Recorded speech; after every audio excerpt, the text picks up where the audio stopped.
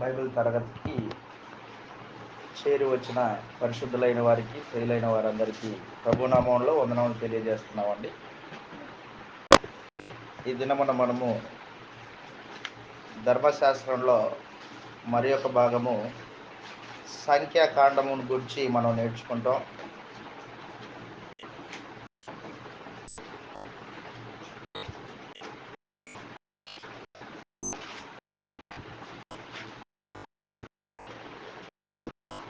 సంఖ్యాకాండము దేవుడు అబ్రహాముతో చేసిన వాగ్దానం ప్రకారంగా నీ సంతానాన్ని భూమి మీద విస్తరింపజేస్తానని, సముద్రపు ఇసుక రేణువులంతా గొప్పగా నేను చేస్తానని దేవుడు వాగ్దానం చేశాడు. ఆ వాగ్దానం ప్రకారంగానే దేవుడు ఇశ్రాయేలీయుల్ని విస్తరింపజేశాడు, అభివృద్ధి చేశాడు. ఇశ్రాయేలీయులు యాకోబు కుటుంబీకులు. వారు ఐగుప్తు దేశానికి 75 మందితో ప్రారంభించబడ్డారు. యాకోబు ఐగుప్తు దేశానికి వెళ్ళినప్పుడు వారి సంఖ్య 75 మంది. అపోస్తుల కార్యములు 7వ అధ్యాయంలో మనం ఇలాగ చదువుతాం. అపోస్తుల కార్యములు 7వ అధ్యాయము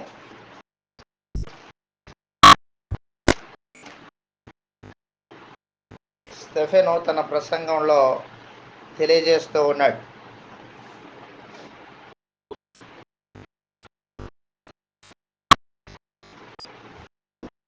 అపోస్తుల కార్యములు 7వ అధ్యాయము 14వ వచనంలో ఈ మాట రాయబడింది. అపోస్తుల కార్యములు 7వ అధ్యాయం 14వ వచనంలో, యోసేపు తన తండ్రి అయిన యాకోబును తన స్వజనులందరినీ పిలువనంపెను. వారు 75. ఐగుప్తులోనికి వెళ్ళినప్పుడు యాకోబు యొక్క కుటుంబము చాలా తక్కువ మంది. ఆ తర్వాత దేవుడు ఐగుప్తు దేశంలో 400 సంవత్సరాల పాటు వారిని ఉంచి అక్కడ విస్తారమైన జనాంగముగా వృద్ధి పొందించాడు. ఆయన 6 లక్షల కాల్బలం, యుద్ధం చేసే సైనికులు 6 లక్షల మందిగా వృద్ధి పొందారు. నిర్గమకాండం 1వ అధ్యాయము మొదటి 2 వచనాలు మనం చదివితే ఇలాగ రాయబడింది. నిర్గమకాండము 1వ అధ్యాయం మొదటి 2 వచనాలలో, ఐగుప్తులోనికి యాకోబుతో వచ్చిన ఇశ్రాయేలీయుల పేర్లు ఏమనగా, రూబేను, షిమ్యోను, లేవి, యూదా, ఇస్సాకారు, జేబూలూను, బెన్యామీను, దాను, నఫ్తాలి, గాదు, ఆషేర్. వీరిలో ప్రతివాడు తన తన కుటుంబముతో వచ్చెను. యాకోబు గర్భమున పుట్టిన వారు అందరూ 70 మంది. అప్పటికి యోసేపు ఐగుప్తులో ఉండెను. యోసేపు అతని అన్నదమ్ములందరినీ తన తరం వారిని అందరూ చనిపోయిరి. ఇశ్రాయేలీలు బహు సంతానం గలవారై అభివృద్ధి పొంది విస్తరించి అత్యధికముగా ప్రబలిరి. వారున్న ప్రదేశము వారితో నిండి ఉండెను. దేవుడు అబ్రహాంతో చేసిన వాగ్దానం ప్రకారంగా ఇశ్రాయేలీయుల్ని అత్యధికంగా వృద్ధి పొందేటట్లు, ప్రబలేటట్లు దేవుడు ఆశీర్వదించాడు.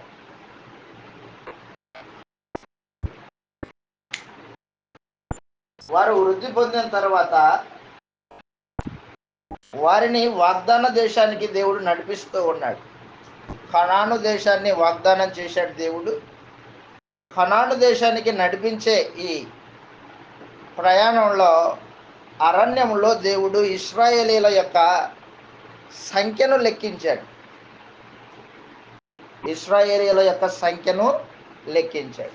సంఖ్యాకాండము ఇశ్రాయేలీల యొక్క సంఖ్యను గూర్చి తెలియజేస్తూ ఉంటుంది.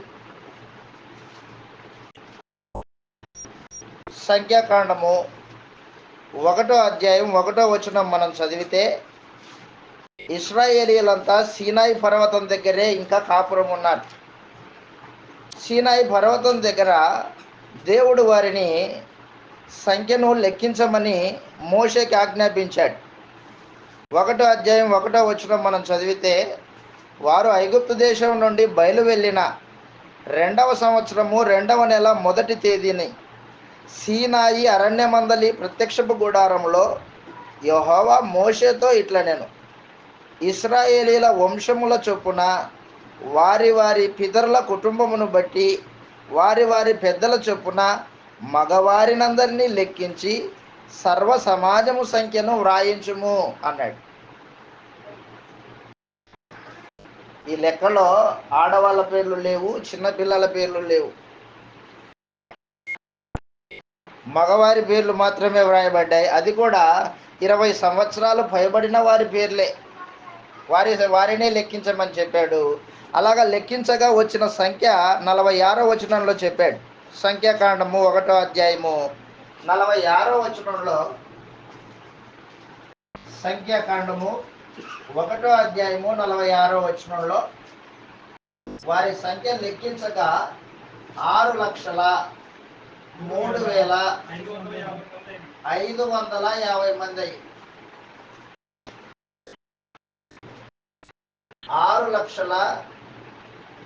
6,03,550 మంది. 75 మందితో వెళ్ళిన వాళ్ళు 6 లక్షల కాల్బలం. 20 సంవత్సరాలు పైబడిన వారి సంఖ్య ఇది. మగవారి సంఖ్య, వృద్ధులు ఎంతమంది, వృద్ధ పురుషులు ఎంతమంది, 20 సంవత్సరాలు లోపున్న పిల్లలు ఎంతమంది, ఆ సంఖ్య రాయలేదు ఇక్కడ.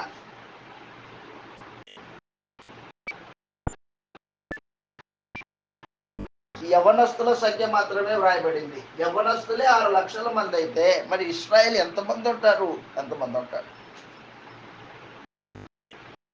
దీనిలో లేవి గోత్రికుల్ని లెక్కించలేదు.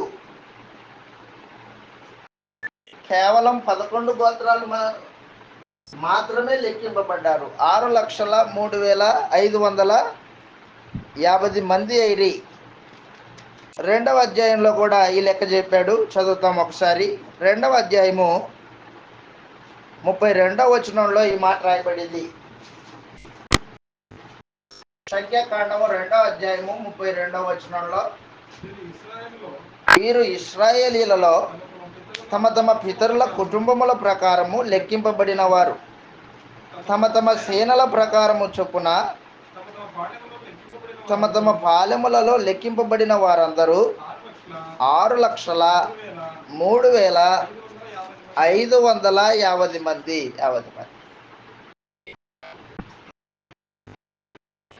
వీరిని కనాను దేశానికి తీసుకెళ్ళడానికి దేవుడు అబ్రహాంతో వాగ్దానం చేశాడు. కాబట్టి వాగ్దానం చేసిన వాడు నమ్మదగినవాడు.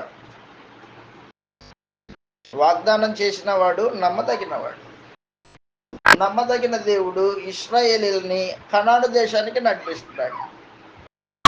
కనాను దేశానికి నడిపించేటప్పుడు వీరి యొక్క విశ్వాసాన్ని పరీక్ష పెట్టాడు దేవుడు. వీరి యొక్క విశ్వాస పరీక్ష జరిగింది. విశ్వాస పరీక్ష ఏంటి? వారికి దేవుడు పెట్టిన విశ్వాస పరీక్ష అంటే, నిజంగా ఈ 6,03,550 మంది కనాను దేశానికి వెళ్ళాలనే నిరీక్షణ కానీ, ఆలోచన కానీ, అపేక్ష కానీ, కోరిక కానీ ఉందా? నిజంగా వీళ్ళు కనాను దేశానికి వెళ్ళాలనుకుంటున్నారా లేదా అనే వారి విశ్వాసానికి పరీక్ష పెట్టదలిచాడు దేవుడు. వారి విశ్వాసాన్ని కనుగోవాలని ఆలోచన చేశాడు ఆయన. ఆ ప్రకారంగా దేవుడు ఏం చేశాడంటే వారిని పరీక్ష పెట్టాడు. 13వ అధ్యాయం, సంఖ్యాకాండం 13వ అధ్యాయం. మోషే కనాను దేశాన్ని వేగు చూసి రమ్మని ప్రతి గోత్రంలో నుండి ఒక్కొక్కరిని పంపించి 12 గోత్రాలకు చెందిన వారిని పంపించాడు. చదువుతాం 13వ అధ్యాయం 1వ వచనం నుండి. యెహోవా మోషేకి ఇలాగ సెలవిచ్చెను, నేను ఇశ్రాయేలీయులకు ఇచ్చుచున్న కనాను దేశము సంచరించి చూచుటకు నీవు మనుషులను పంపుము.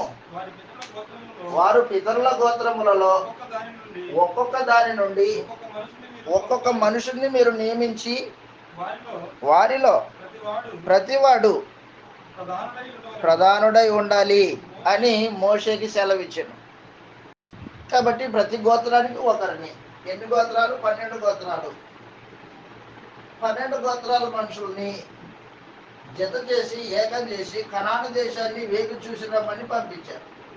ఆ దేశం ఎలాగుంటుందో, ఆ దేశం యొక్క పంటలు ఎలాగున్నాయో, ఆ దేశం యొక్క ప్రజలు ఎలాగున్నారో, ఆ ప్రజలకి దేవుని భయం ఉందో లేదో, ఆ వాతావరణం ఎలాంటిదో చూచిరండి అని మోషే 12 మందిని పంపించాడు. కనాను దేశాన్ని వేగు చూడడానికి పంపించాడు. 13వ అధ్యాయము 17వ వచనం నుండి చదువుతాం.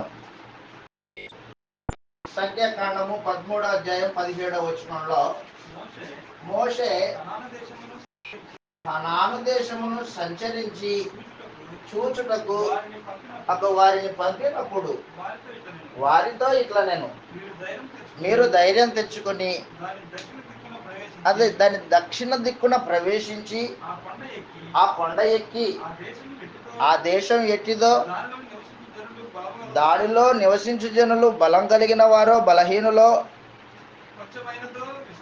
కొంచెమైన దేశమో లేకపోతే విస్తారమైన దేశమో, దాన్ని నివసించు భూమి ఎట్టిదో, అది మంచిదో చెడ్డదో, వారు నివసించు పట్టణములు ఎట్టివో, వారు గుడారంలో నివసించుచున్నారో కోటల్లో నివసించుచున్నారో, ఆ భూమి సారవంతమైనదో కాదో,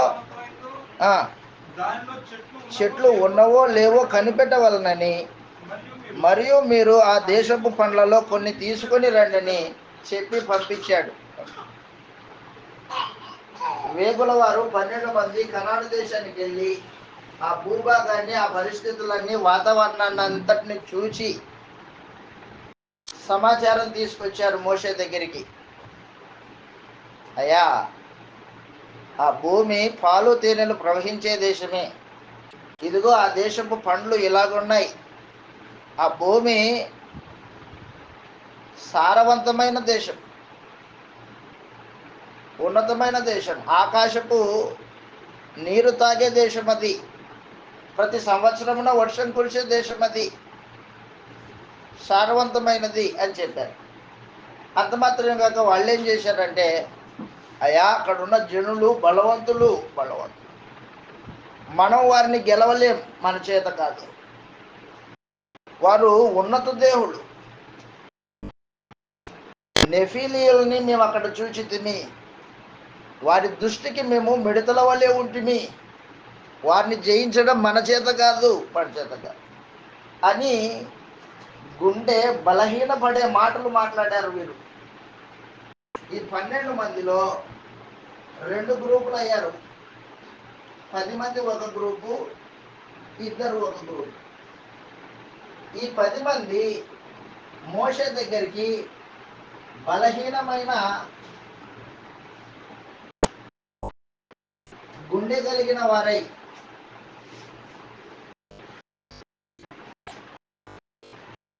మన చేత కాదు, మనం వారిని జయించలేము, మనం పోలేము అని చెడ్డ సమాచారాన్ని మాట్లాడారు. చెడ్డ సమాచారం. వీరి మాటల్ని విని ఇశ్రాయేలు ప్రజలంతా ఏడవడం మొదలుపెట్టారు. అయ్యో, ఐగుప్తు దేశంలో ఉండింటే బాగుండేది, మోషే మాట విని ఇంత దూరం వచ్చాం, ఆ కనానీయులు ఉన్నత దేవులంట, ఆ దేశము మనుషుల్ని భక్షించే దేశం అంట, మేము మా పిల్లలు ఎందుకు అక్కడ నశించిపోవాలి అని ఈ 10 మంది చెప్పిన మాటల్ని విని అవిశ్వాసం చేత దేవుడు వారికి ఇస్తానన్న కనాను దేశం మీద కనీసము ఆలోచన లేకుండా, కోరిక లేకోకుండా మనం తిరిగి వెళ్ళిపోదాం, వద్దు మన కనాను దేశం అనే అవిశ్వాసతను కనపరిచారు. అవిశ్వాసం. ఈ ఇద్దరు కాలేబు యెహోషువ, కాలేబు యెహోషువ వీరిరువురు జనులందరినీ నిమ్మలపరిచి, మీరేం భయపడకండి, మన దేవుడు ఉన్నతుడు, ఆయన యందు మనము విశ్వాసం ఉంచి నడిస్తే ఐగుప్తు దేశంలో ఫరో చక్రవర్తి దగ్గర నుంచి విడిపించాడు ఆయన. ఎర్ర సముద్రాన్ని పాయలు చేశాడు, అరణ్యంలో మనకు ఆహారం పెట్టాడు. ఆయన యందు విశ్వాసం ఉంచితే, ఆయన ఆజ్ఞలను అనుసరించి నడిస్తే దేవుడు మన యందు ఆనందించి ఈ కనాను దేశాన్ని మన స్వాధీనం చేస్తాడు. దేవుని యందు విశ్వాసం ఉంచండి అని ఈ ఇద్దరు మనుషులు ఇశ్రాయేలీల సమాజం అంతటికి సమాచారం పలికారు, సమాచారం చెప్పారు. ఈ 10 మంది ఈ మాట విని, అవిశ్వాసుల మాట విని ఇశ్రాయేలీలందరూ అవిశ్వాసులయ్యారు. 6,03,550 మంది. దాంట్లో ఇద్దరు మాత్రమే దేవునికి విశ్వాసం కలిగి, దేవుడి యందు విశ్వాసం కలిగి, కనాను దేశాన్ని దేవుడు మన స్వాధీనం చేస్తాడు, మనం వారిని గెలుస్తాం, వారు ఎంత ఉన్నతులైనా దేవుడు మనకు తోడు. సంఖ్యాకాండం 13వ అధ్యాయము, సంఖ్యాకాండం 13వ అధ్యాయం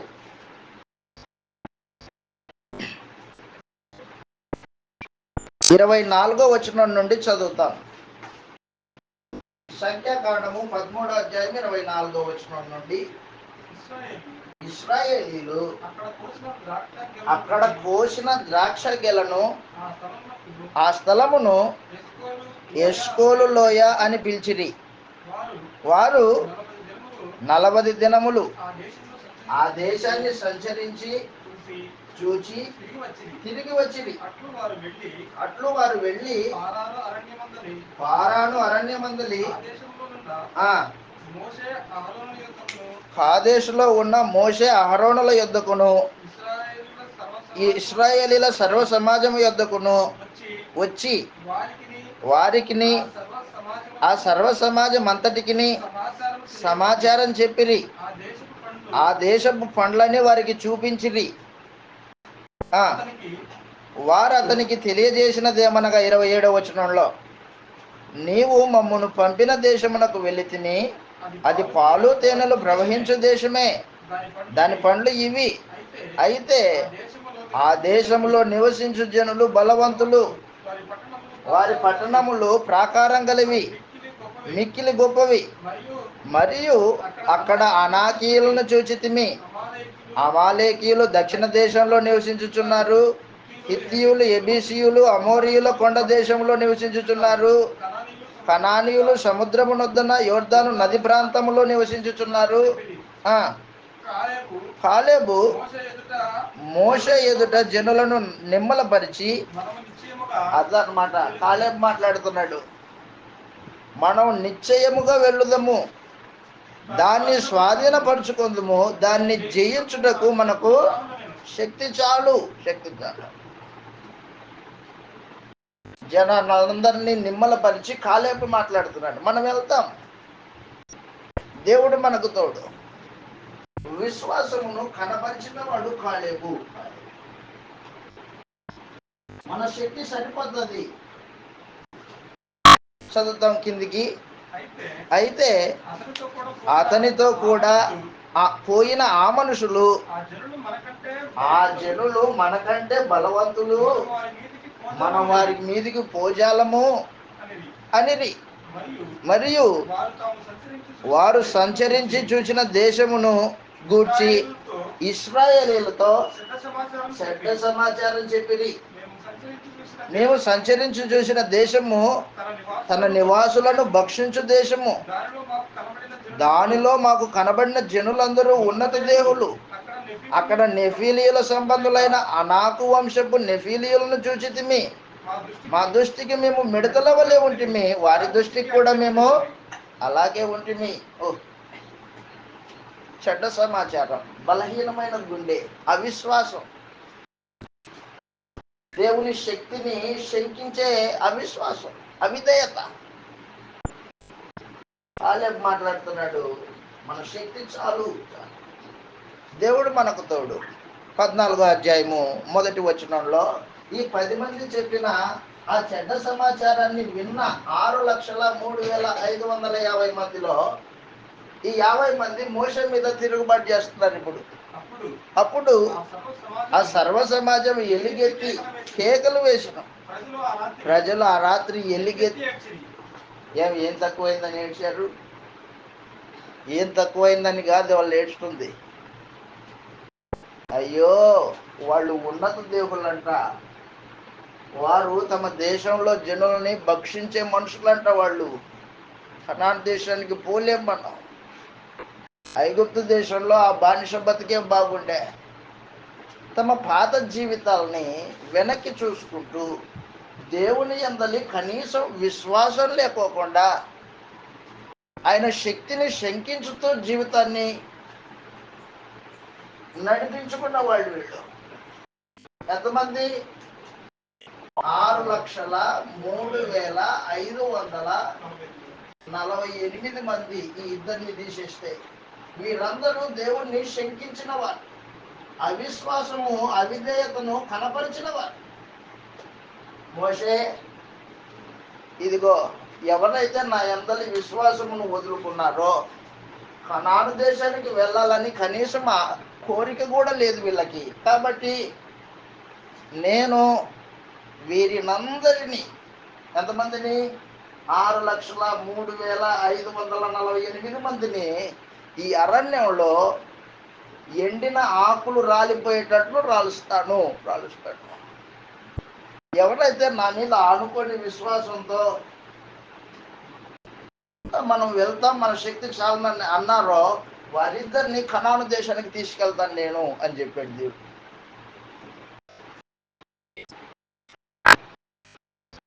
ఈ ఇద్దరు దేవుని మీద ఆనుకున్న వాళ్ళు.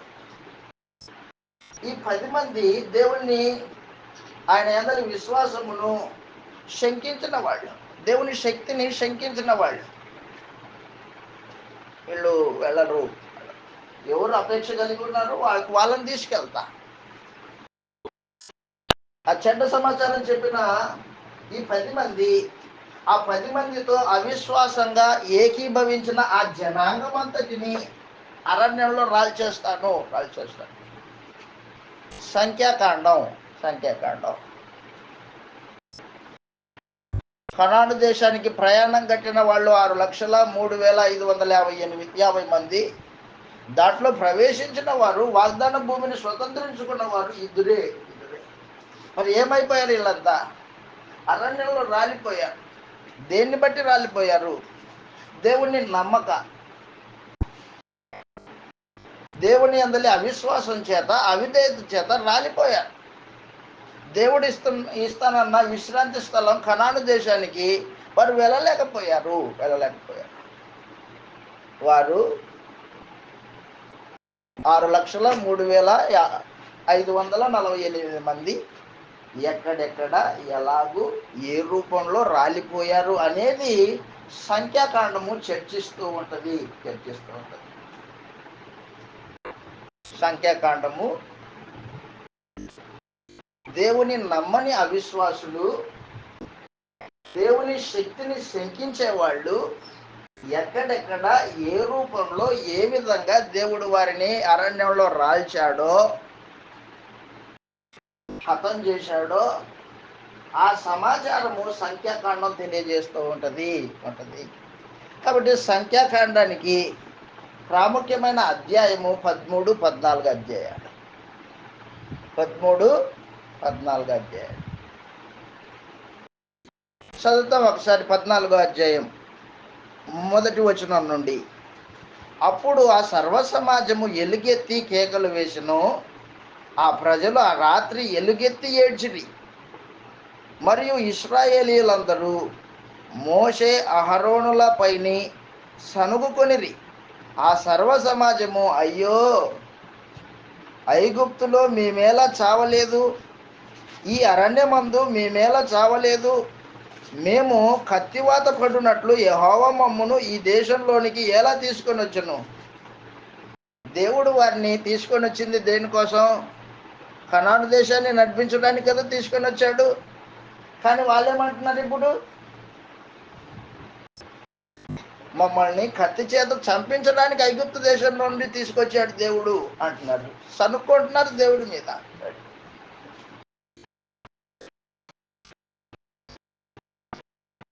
మేమెందుకు ఐగుప్తులో చావలేదు, ఈ అరణ్యంలో మేమేలా చావలేదు, మేము కత్తివాత పడినట్లు యెహోవా మమ్మును ఈ దేశంలోనికి ఎలా తీసుకొని వచ్చెను.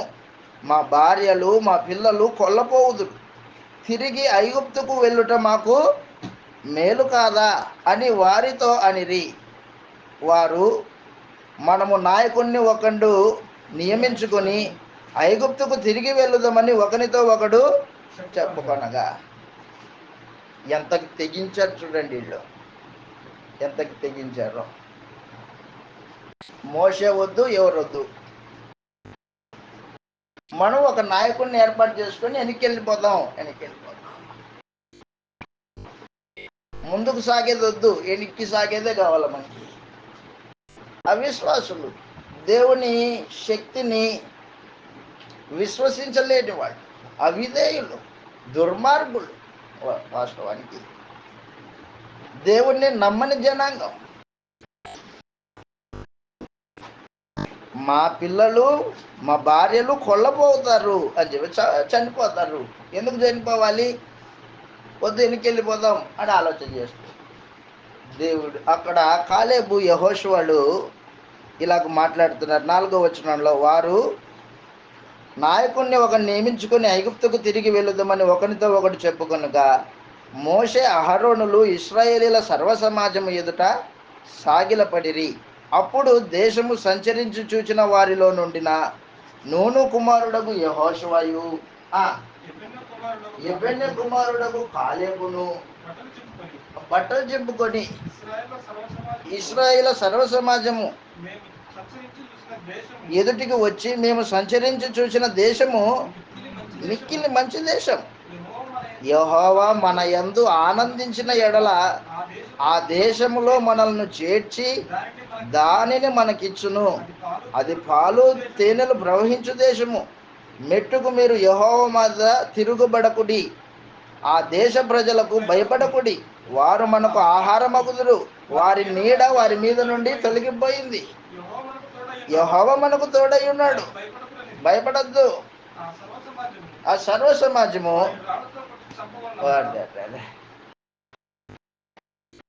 ఎవరిని రాళ్లతో కొట్టేది? అవిశ్వాసులై చెడ్డ సమాచారం తెచ్చిన వాళ్ళనేమో తలకెక్కించుకున్నారు. మన దేవుడు గొప్పోడు, మనల్ని నడిపిస్తున్నాడు, మనకు తోడై ఉన్నాడని విశ్వాసంగా మాట్లాడిన వారినేమో రాళ్లతో కొడతారు. ఆ రోజు ఇశ్రాయేలీలు ఎలాగున్నారో ఈ రోజున కూడా అనేకులు దేవుడు మనకి పరలోకాన్ని వాగ్దానం చేశాడు. క్రీస్తునందు విశ్వాసం ఉంచిన ప్రతి వానికి దేవుడు పరలోకం వాగ్దానం చేశాడు. పరలోకంలో ఆస్తి ఉంది. భూమి మీద బ్రతికే ఈ కొద్ది కాలం 60 70 ఈ కొద్ది కాలము నీవు నా యందు విశ్వాసం కలిగి నా మీద ఆనుకొని బ్రతుకు, నా ఆజ్ఞలను అనుసరించి బ్రతుకు. నేను ఏర్పాటు చేసిన యేసు ప్రభువుని రాజుగా నీ హృదయంలో ప్రతిష్ఠ చేసుకుని జీవితాన్ని కొనసాగించు. సావు తర్వాత నీకు పరలోకం ఇస్తాను అని దేవుడు వాగ్దానం చేశాడు మనకి. కానీ భూమి మీద మనము దినచర్య దేవుడు చెప్పిన వాగ్దానం మీద, పరలోకం మీద కోరిక కలిగి అపేక్ష కలిగి కాకోకుండా ఇదిగో శరీర సంబంధమైన సుఖభోగాలు, లోక సంబంధమైన ఆశల చేత మనము అవిశ్వాసులుగా బతుకుతున్నాం. ఆ రోజున వాళ్ళు, ఈ రోజున మనం. నువ్వు పరలోకాన్ని ఆశిస్తున్నావా? పరలోకం వెళ్ళాలనే కోరిక నీ హృదయంలో నిశ్చయంగా ఉందా? ఏదో మనుషులంతా వెళ్తున్నారు, అదొక మతం అనుకుంటున్నావా? కనాను దేశానికి వెళ్ళాల్సిన వాళ్ళు తిరుగు ప్రయాణమై ఐగుప్తు దేశానికి వెళ్ళి నాయకుడిని ఏర్పాటు చేసుకోవాలనుకుంటారు వాళ్ళు. మరి ఈ రోజున నీవు నీ హృదయానికి నచ్చిన బోధకుని ఏర్పాటు చేసుకొని నీ దురద చెవులకి అనుకూలమైన బోధకులను ఏర్పాటు చేసుకొని సత్యవాక్యాన్ని పక్కన పెట్టి అబద్ధపు వెంట తిరుగుతూ తలెత్తుకొని అబద్ధాన్ని జీవితాన్ని కొనసాగించేవాడు. ఆ రోజున ఇశ్రాయేల్ ఎలాగా అవిశ్వాసులై రాలిపోయారో ఈ రోజున అలాగే.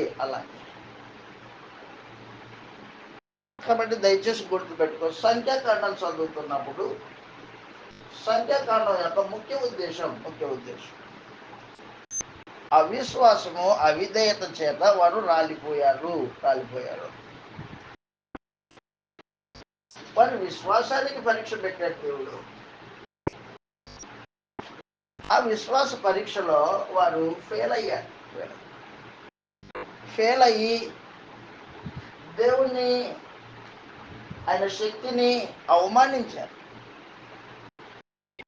విశ్వాసంగా మాట్లాడిన వారినేమో రాళ్ళతో కొట్టాలని, అవిశ్వాసంగా చెడ్డ సమాచారం చెప్పిన వాడినేమో తలెత్తుకొని తిరిగారు వాళ్ళు. దేవుడు కోపం వచ్చింది. ఆ రోజున దేవుడు ఒక ప్రమాణం చేశాడు. హెబ్రీలకు రాసిన పత్రిక 3వ అధ్యాయం. హెబ్రీలకు రాసిన పత్రిక 3వ అధ్యాయం. హెబ్రీలకు రాసిన పత్రిక మొదటిగా 4వ అధ్యాయం 1వ వచనం చదువుతాం.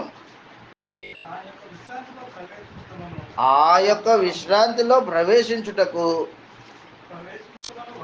ప్రవేశించుదమను వాగ్దానము ఇంకా నిలిచి ఉండగా మీలో ఎవడైనా మనకు విశ్రాంతి పరలోకం గుర్తుపెట్టుకో. భూమి మీద విశ్రాంతి లేదు క్రైస్తవులకి. శ్రమలు అనుభవించాలా. క్రీస్తు శ్రమపడి మన నిమిత్తము తన ప్రాణం పెట్టినట్టుగా మనము సంఘం నిమిత్తము ప్రాణం పెట్ట బద్దులపై ఉన్నాం. చెబుతూ ఉన్నాడు, మన విశ్రాంతి పరలోకం, వాళ్ళ విశ్రాంతి కనాను. మీలో ఎవడైనను ఒకవేళ ఆ వాగ్దానము, పరలోకపు విశ్రాంతి వాగ్దానం, ఆ వాగ్దానం పొందకుండా తప్పిపోవునేమోనని భయం కలిగి ఉందము. వారికి ప్రకటింపబడినట్లు మనకును సువార్త ప్రకటింపబడింది కానీ అదనమాట, వాళ్ళు వినిన వారితో విశ్వాసం గలవారై కలిసి ఉండలేదు. ఎవరితో కలవాలి వాళ్ళు? ఇదిగో విశ్వాసంతో కలవాల. కానీ ఎవరితో కలిశారు? అవిశ్వాసంతో కలిశారు. ఈ రోజున నువ్వు ఎక్కడ ఆరాధన, నువ్వు చేసే భక్తి ఎక్కడ? అపోస్తలుల బోధన అనుసరించి వాక్యానికి లోబడిన వారితో కలిసి చేసే ఆరాధన, అది దేవుడు అంగీకరించేది అయి ఉంటుంది. నేనున్న స్థలంలోనే దేవుడు నా ఆరాధన అంగీకరించేవాడు కాదు ఆయన. నీవు విన్న వాక్యము నీకు ప్రయోజనకరంగా ఉండాలంటే నీవు విశ్వాసంతో కలిసి ఉండాలా. అవిశ్వాసంతో కలిసి ఉంటే నువ్వు విన్న వాక్యము నిష్ప్రయోజనం అవుతుంది. వాక్యము నీ ఆత్మను రక్షించేది. అది దాన్ని విన్న ప్రకారంగా లోబడితేనే నీ ఆత్మ రక్షింపబడుతుంది తప్ప విని మంచిగా చెప్పారండి, బాగా చెప్పారు అని కొద్దిసేపు అటు ఇటు మాట్లాడుకొని ఇంటికి వెళ్ళిన తర్వాత నీ దారి నీదే అయిందనుకో, అవిశ్వాసులతో జత కట్టావు. అవిశ్వాసులు ఎక్కడ పోతారో అక్కడికి వెళ్తావు. నువ్వు కూడా అక్కడికి వెళ్తావు. ఆ రోజున వాళ్ళు ఏమైపోయారో ఈ రోజు నీ గతి కూడా అదే. హెబ్రీలకు రాసిన పత్రిక 3వ అధ్యాయంలో 1వ వచనంలో ఈ మాట రాయబడింది. వాళ్ళు కనాను దేశానికి నడిపింపబడ్డారు, మనమైతే పరలోకానికి నడిపింపబడుతూ ఉన్నాం. ఇందువలన పరలోక సంబంధమైన పిలుపులో పాలు పొందిన పరిశుద్ధ సహోదరులారా, మనం ఒప్పుకొనిన దానిని అపోస్తలుడును ప్రధాన యాజకుడునైన యేసు మీద లక్ష్యముంచుడి. మన నాయకుడు యేసు, వాళ్ళ నాయకుడు మోషే. మన నాయకుడు యేసు, ఆయన మీద లక్ష్యముంచుడి. దేవుని ఇల్లంతటిలో మోషే నమ్మకముగా ఉండినట్టు ఈయన కూడా తను నియమించిన వారికి నమ్మకముగా ఉండెను. ప్రతి ఇల్లు ఒకని చేత కట్టబడును, సమస్తమును కట్టినవాడు దేవుడే. ఇంటి కంటే దాన్ని ఘనత పొందినట్లు ఈయన మోషే కంటే ఎక్కువ మహిమకు అర్హుడుగా ఎంచబడి ఉన్నాడు. ముందు చెప్పబో సంగతులకు సాక్షార్థముగా మోషే పరిచారకుడై ఉండి దేవుడు ఇల్లంతటిలో నమ్మకంగా ఉన్నాడు. అయితే క్రీస్తు కుమారుడై ఉండి ఆయన ఇంటి మీద నమ్మకముగా ఉన్నాడు. ధైర్యమును నిరీక్షణ వలని ఉత్సాహమును తుదమట్టుకు స్థిరముగా చేపట్టిన ఎడల మనమే ఆయన ఇల్లు. మరియు పరిశుద్ధాత్మ ఇట్లు చెప్పుచూ ఉన్నాడు. ఏమని చెప్తున్నాడు పరిశుద్ధాత్మ? నేడు మీరు ఆయన శబ్దమును వినిన ఎడల అరణ్యములో శోధన దినమందు కోపం పుట్టించినప్పటి వలె మీ హృదయములను కఠినపరుచుకొనకుడి. అదని 40 సంవత్సరములు నా కార్యములను చూచి మీ పితరులు నన్ను పరీక్షించి శోధించిరి. కావున నేను ఆ తరం వారి వలన విసిగి వీరెల్లప్పుడు తమ హృదయాలోచనలో తప్పిపోతున్నారు కనుక నా మార్గాలు తెలుసుకోలేదు గనుక కోపంతో ప్రమాణం చేసినట్టు అదనమాట. వారు నా విశ్రాంతిలో ప్రవేశించరు అని చెప్పి తిని సహోదరులారా, జీవం కలిగిన దేవుణ్ణి విడిచిపోనట్టు విశ్వాసం లేని దుష్ట హృదయము మీలో ఎవరినైందైనను, కొత్త నిబంధన సంబంధులైన వాళ్ళు, మీలో ఎవరినైనను విశ్వాసం లేని దుష్ట హృదయం, పరలోకం వెళ్ళాలనే అపేక్ష, దేవుడితో పాటు శాశ్వత కాలం ఉండాలనే కోరిక, యేసు ప్రభు వస్తే నేను తిరిగి లేపబడతాను, ఆయనతో పాటు వెళ్తానని నిరీక్షణ నీలో లేకపోతే దుష్ట హృదయం. అది దుష్ట హృదయము శిక్షార్హమైంది, శిక్షకు పాత్రమైంది. ఎవరి ఎందైనా ఉండునేమో జాగ్రత్తగా చూసుకోండి. ఆ రోజున వాళ్ళు 40 సంవత్సరాలు దేవుణ్ణి విసిగించారు. వారి వలన ఎంత బాధపడ్డాడో దేవుడు వాస్తవానికి చెప్పడానికి వీళ్ళే. పలుమార్లు శోధించారు. దేవుడు వారి విశ్వాసమును పరీక్షించితే దేవుణ్ణి పరీక్షించారు. వీళ్ళు దేవుణ్ణి పరీక్షించారు. దుర్మార్గమైన జనాంగం. ఐగుప్తు బానిసత్వం నుండి, ఫరో చక్రవర్తి అధికారం నుండి విడిపించి ఎర్ర సముద్రాన్ని పాయలు చేసి, ఎవరే భూమి మీద ఆరిన నేల మీద నడవలేదు.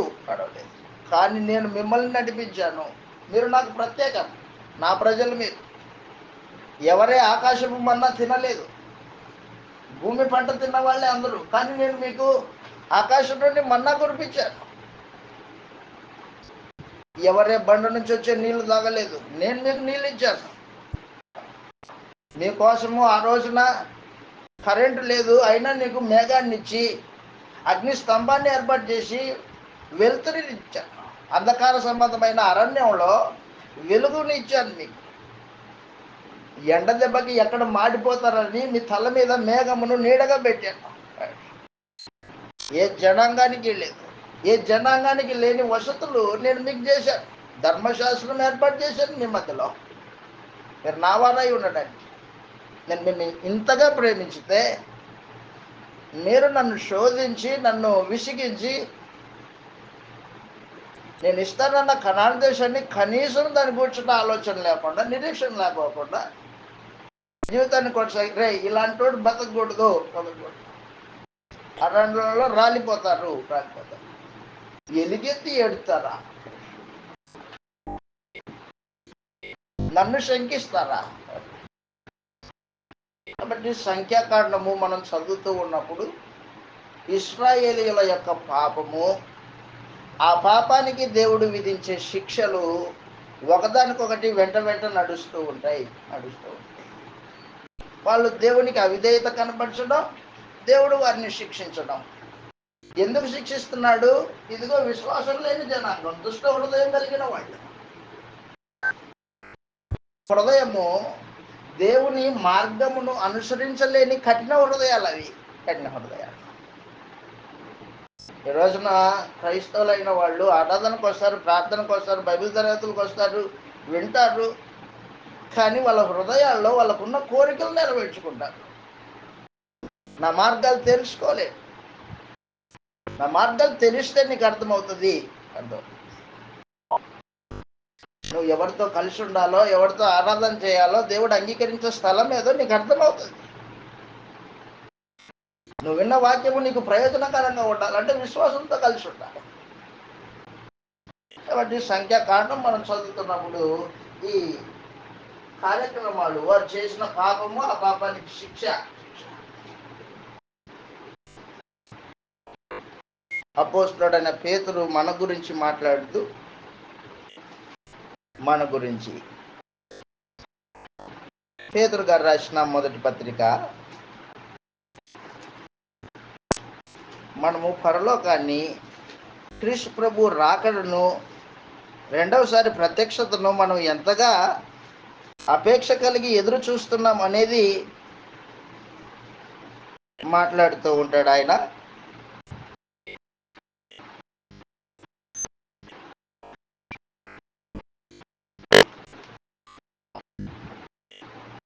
నాలుగో అధ్యాయం 1వ వచనం నుండి,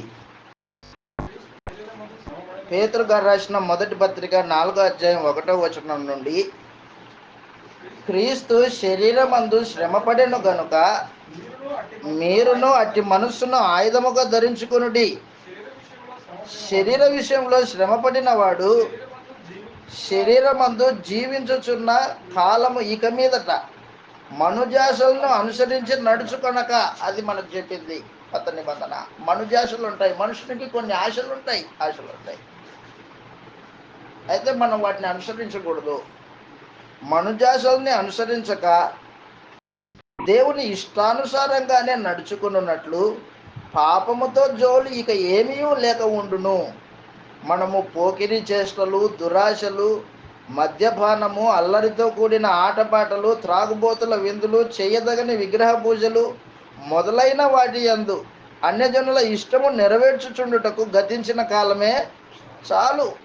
అపరిమితమైన ఆ దుర్వ్యాపారమునందు తమతో కూడా మీరు పరిగెత్తకపోయినందున వారు ఆశ్చర్యపడుచున్నారు, మిమ్మును దూషించుచున్నారు. సజీవులకును మృతులకును తీర్పు తీర్చుటకు సిద్ధముగా ఉన్న వానికి వారు ఉత్తరవాదులై ఉన్నారు. మృతులు శరీర విషయంలో మానవ రీత్యా తీర్పు పొందినట్లు, ఆత్మ విషయంలో దేవుని బట్టి జీవించున్నట్లు వారిని కూడా సువార్త ప్రకటింపబడింది. అయితే అన్నిటికీ అంతం సమీపమై ఉన్నది కాబట్టి మీరు స్వస్థ బుద్ధి గలవారై ప్రార్థన చేయుటకు మెలకువగా ఉండి, ప్రేమ అనేక పాపములు కప్పును గనక అన్నిటికంటే ముఖ్యముగా ఒకని ఎడల ఒకడు మిక్కటమైన ప్రేమ గలవారై ఉండండి. సనుకొనకండి. ఒకని మీద ఒకనికొకడు ఆతిథ్యం చేయుడి. దేవుని నానా విధమైన కృప విషయమై మంచి గృహ నిర్వాహకులై ఉండి ఒక్కొక్కడు కృపావరం పొందిన కొలది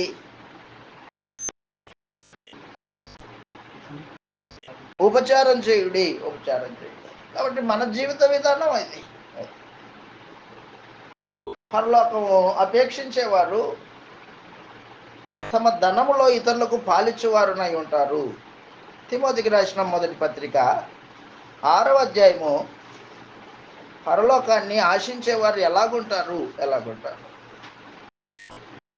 తిమోతికి రాసిన మొదటి పత్రిక 6వ అధ్యాయంలో పరిశుద్ధాత్మ తెలియజేశాడు, వారు వాస్తవమైన జీవమును సంపాదించుకునే నిమిత్తం అని మాట్లాడాడు.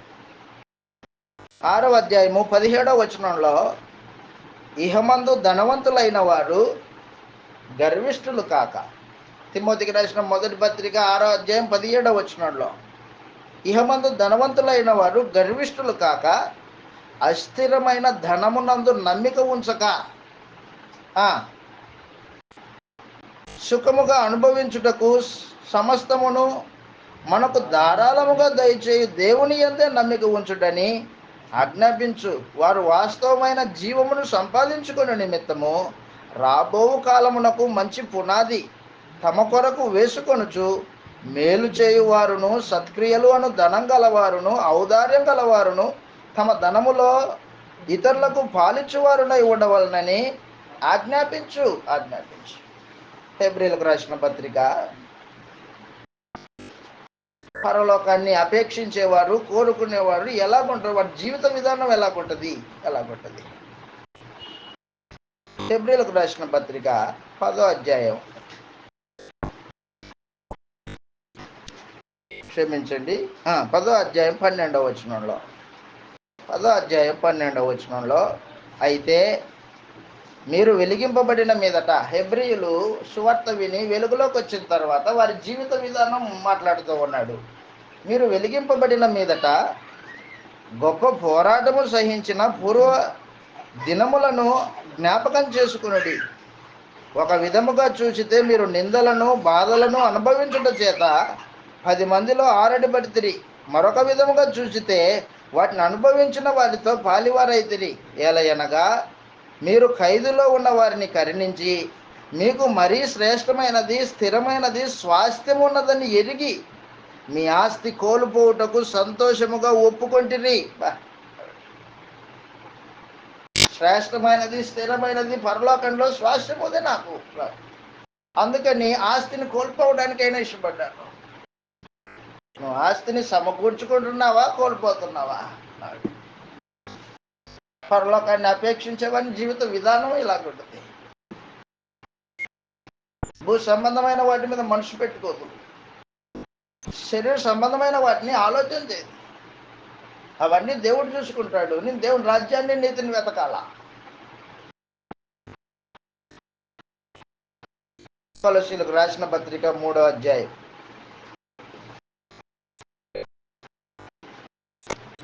1వ వచనం నుండి, మీరు క్రీస్తుతో పాటు లేపబడిన వారైతే,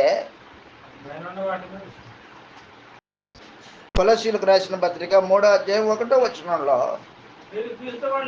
క్రీస్తుతో కూడా లేపబడిన వారైతే పైనున్న వాటిని వెతకండి, అక్కడ క్రీస్తు దేవుని కుడిపార్శ్వమున ఆసీనుడై ఉన్నాడు.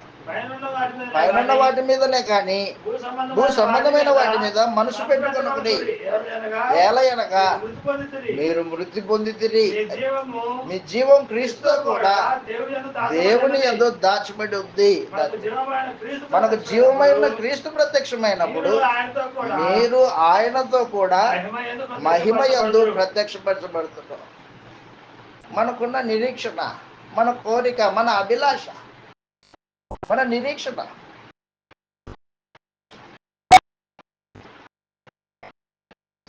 పరలోకమే అయితే మన జీవిత విధానం మారిపోతుంది. మనుషుల ఇష్టాలని నెరవేర్చడానికి తాపత్రయపడ్డాం. దేవునికి ఏది ఇష్టమో దాన్ని జరిగిస్తాం. ఆ రోజున కాలేబన్నాడు, యెహోవా మన యందు ఆనందించిన ఎడల, అదన్నమాట. దేవుణ్ణి ఆనందింపజేయాల. నిన్ను నీవు ఆనందింపజేసుకోవడానికి కాదు నిన్ను క్రీస్తులోనికి తీసుకొచ్చింది. నిన్ను నువ్వు ఆనందింపజేసుకోవడానికి కాదు. క్రీస్తు ప్రభువు తను తాను ఆనందపరుచుకోవడానికి కాదు భూమి మీదకి వచ్చింది. ఆయన సిలువ వేయబడింది తన ఆనందం కోసం కాదు, మన ఆనందం కోసం.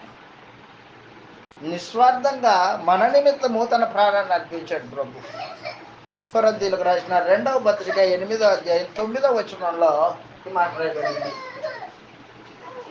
కొరింథీయులకు రాసిన 2వ పత్రిక 8వ అధ్యాయం 9వ వచనంలో దాతృత్వ స్వభావం గురించి మాట్లాడినప్పుడు చెప్తున్నాడు, మీరు మన ప్రభు అయిన యేసుక్రీస్తు యొక్క కృపను ఎరుగుదురు కదా. ఆయన ధనవంతుడై ఉండి మీరు తన దారిద్ర్యం వలన ధనవంతులు కావాలనని మే నిమిత్తము దరిద్రుడాయను. అదనమాట, మనం ధనవంతులం అవ్వాలని. క్రీస్తు నేర్పించింది, ఆయన నడిచి చూపించింది నిస్వార్థమైన జీవితం, త్యాగపూరితమైన జీవితం. నా ఆనందం కాదు, నా క్షేమము కాదు, నా లాభం కాదు, మానవ జాతి లాభము, మానవ జాతి క్షేమం. కాబట్టి దయచేసి గుర్తుపెట్టుకో, ఆ రోజున ఇశ్రాయేలీయులు వారి విశ్వాసానికి పరీక్ష పెట్టాడు, దేవుడు పరీక్ష పెట్టాడు. ఈ రోజున మనం పరలోకాన్ని ఎంత అపేక్షిస్తున్నాము, క్రీస్తు ప్రభు రెండవసారి ప్రత్యక్షతను ఎంత కోరుకుంటున్నాం అనే దాని మీద పరీక్ష, మన విశ్వాసం పరీక్ష. ఆ పరీక్షలో నువ్వు ఎంత మేరకు నీ దినచర్య పాపానికి దూరంగా, మనుషుల్ని సంతోష పెట్టుకోకుండా దేవుని సంతోష పెడుతూ క్రీస్తు ప్రభు నడిచిన మార్గంలో జీవితాన్ని కొనసాగించడానికి వచ్చాం మనం. దాన్ని మర్చిపోయి భూ సంబంధంగా నేను క్రైస్తవుడిని అనుకుంటూ పై మాటలు మాట్లాడుకుంటూ విశ్వాసం లేని దుష్ట హృదయం. కాబట్టి సంఖ్యాకాండం మనం చదువుతున్నప్పుడు ఈ విషయాలు మనకు తేటగా మనము నేర్చుకోవాల్సిన అవసరం ఉంది. ఏ పిల్లలైతే నాశనం అయిపోతారు, మా భార్యలు పట్టబడతారని మాట్లాడారో వారినందరినీ అరణ్యంలో రాల్చేసి ఈ 6,03,548 మంది వారి పిల్లల్ని కనాను దేశానికి నడిపించాడు దేవుడు. వారిని అరణ్యంలో రాల్చాడు, వారి పిల్లల్ని కనాను దేశానికి నడిపించాడు. ఏ పిల్లల కోసమైతే మీరు ఏడుస్తున్నారో, నాశనం అయిపోతారు అనుకుంటున్నారో, ఆ పిల్లల్ని నడిపిస్తాను, మిమ్మల్ని రాజు చేస్తానని చెప్పాడు ఆయన. 13వ అధ్యాయం సంఖ్యాకాండం 13వ అధ్యాయము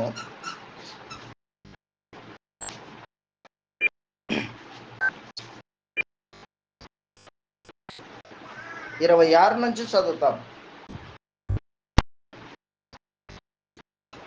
సంఖ్యాకాండం 13వ అధ్యాయం 26వ వచనం నుండి, అట్లు వారు వెళ్ళి పారాను అరణ్యమందు కాదేశులో ఉన్న మోషే అహరోను యొద్దకును ఇశ్రాయేలు సర్వ సమాజము యొద్దకును వచ్చి వారికిని ఆ సర్వ సమాజమునకు సమాచారం తెలియజెప్పి, క్షమించండి 14:26 మరియు యెహోవా మోషే అహరోనుకి ఇలా సెలవిచ్చాడు, నాకు విరోధముగా సనుగుచుండు ఈ చెడ్డ సమాజమును దేవుడే సహించగలేకపోతున్నాడు. నేను ఎంతవరకు సహింపగలను? ఇశ్రాయేలీయులు నాకు విరోధముగా సనుగుచున్న సనుగులను విని ఉన్నాను. నీవు వారితో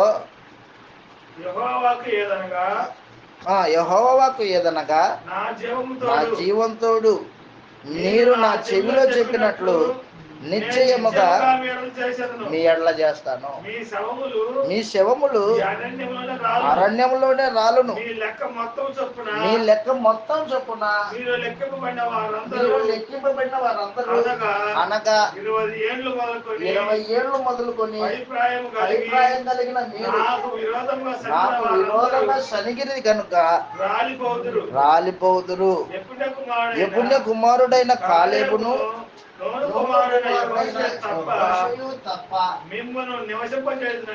మిమ్మును నివసింప చేయనని అదనమాట. నేను ప్రమాణం చేసిన దేశంలో మీరెవరూ ప్రవేశింపరు. నిశ్చయం ఇది నిశ్చయ. కోపంతో ప్రమాణం చేశాడు, వీళ్ళెవరు పోరు. వాళ్ళిద్దరే వెళ్తారు. ఆ తర్వాత అంటున్నాడు 31వ వచనంలో, అయితే వారు కొల్లబోదురని మీరు చెప్పిన మీ పిల్లలు నేను ఆ దేశంలోనికి రప్పించేదను. మీరు తృణీకరించిన దేశమును వారు స్వతంత్రించుకునేదరు. అయితే మీ శవములు ఈ అరణ్యంలో రాలును. మీ శవములు ఈ అరణ్యంలో క్షయమగు వరకు మీ పిల్లలు ఈ అరణ్యంలో 40 ఏళ్ళు. ఎన్ని సంవత్సరాలు? 40 సంవత్సరాలు. వాస్తవానికి వారున్న ప్రదేశం నుండి కనాను దేశానికి 40 దినాల ప్రయాణం సరిపోతుంది. 40 దినాల ప్రయాణం సరిపోతుంది. కానీ దేవుడు ఇదిగో అవిశ్వాసులందరినీ అరణ్యంలో రాల్చడానికి 40 సంవత్సరాల ప్రయాణం ఏర్పాటు చేసి పెట్టాడు. 40 సంవత్సరాలు తిరగాలి మీరు ఇక్కడ ఈ అరణ్యంలో. 40 దినాల్లో పోయే కనాను దేశాన్ని 40 సంవత్సరాలు తిప్పాడు. అక్కడక్కడే తిప్పాడు దేవుడు వాళ్ళని, అక్కడక్కడే. ఎందుకు? ఇదిగో అవిశ్వాసులు, అవిధేత కలిగిన వాళ్ళు రాలిపోవాలా, అదే ఆయన ఉద్దేశం. మీరు ఆ దేశంలో సంచరించి చూసినప్పుడు 40 దినముల లెక్క ప్రకారం 34వ వచనంలో దినమునకు 1 సంవత్సరం చొప్పున 40 సంవత్సరములు మీ దోష శిక్షను భరించెదరు అనెను. మిమ్మల్ని రోసివేసినట్లు తెలుసుకుంటారు. అరే నిజంగా దేవుడు మనల్ని విడిచిపెట్టారా అనేది నీకు అర్థమవుతుంది. నా విశ్వాస్యతను విడిచిపెట్టారు, అవిధేయత కలిగి ఆలోచన చేస్తున్నారు. కనాను వెళ్ళాలన్న అపేక్ష, కోరిక మీలో ఏమాత్రం లేదు. నేను మిమ్మల్ని విడిచిపెట్టానని మీరే తెలుసుకుంటారు. కాబట్టి సంఖ్యాకాండము మనము చదువుతూ ఉన్నప్పుడు అరణ్యంలో 40 సంవత్సరాలు వారు జీవించిన ఈ జీవితంలో ఈ 6,03,548 మంది ఎవరు, ఎక్కడెక్కడ, ఏ సమయంలో రాలిపోయారు అనే సమాచారము సంఖ్యాకాండంలో మనకు తెలియజేస్తూ ఉంటుంది. ఆ గ్రంథం మనం చదువుతూ ఉన్నప్పుడు అర్థమవుతుంది. అయితే మరొచ్చే నెలలో మీరేం చేస్తారంటే సంఖ్యాకాండాన్ని మొత్తం చదువుకొని ఏ స్థలము, ఒకటి స్థలం, ఎంతమంది, ఎక్కడ, ఆ స్థలం అంటే ఎక్కడే కదా, ఎంతమంది,